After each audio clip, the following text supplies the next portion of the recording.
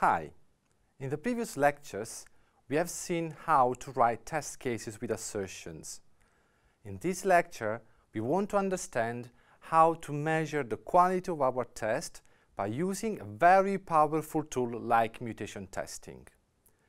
One way to assess the test code quality consists in using some adequacy criteria. Those criteria are designed to measure how thoroughly our test suite exercises the program under analysis. Most common adequacy criteria are the coverage criteria for white box testing, like, for example, statement coverage, branch coverage, and path coverage. We can also think of using black box criteria, like, for example, transition coverage for model-driven testing. However, we have to remember that code coverage is a necessity but not sufficient condition to write proper test cases. To understand this concept, let us consider an example. Here we have a small class with one single method, and such a method takes as input two integers and computes the quotient and the remainder of the division. Furthermore, the division cannot be computed when the denominator is equal to 0. This case is also checked in our code by the if condition. Now, let's assume that we choose branch coverage as the driving adequacy criterion. Based on this choice, we wrote two test cases. The first one exercised the case where the denominator is not equal to 0. Otherwise, the second one exercised the case where the denominator is 0. Based on coverage, we would conclude that these two test cases are adequate because we reach 100% of branch and statement coverage. However, when it comes to the fault detection capability, we have to conclude that our suite is not adequate at all. And this is because the assertions are completely missing. This means that we can make any change in the production code and the two tests will still pass.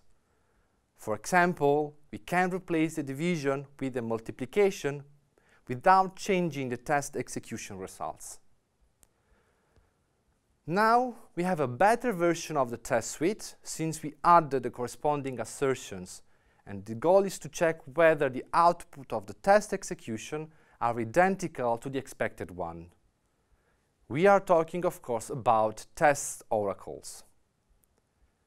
These examples show us that we need to cover as much code as possible, but we also need to design proper assertions. Now, let us consider two test cases that exercise the same scenario where the denominator is not equal to 0. These two tests are very similar to each other. They have the same method sequence, the same type of assertions. However, they differ on the input value and the oracle. Our question now is, which of these two test cases has the best fault detection capability? To answer this question, we have to look back at the production code. Let's assume that we made one mistake when coding this program. Instead of computing the division, we used the multiplication operator, as highlighted in red color. If we run our test alternative test cases, we will discover that the first test case will pass, while the second one fails. Why do we have such a huge difference in the test results?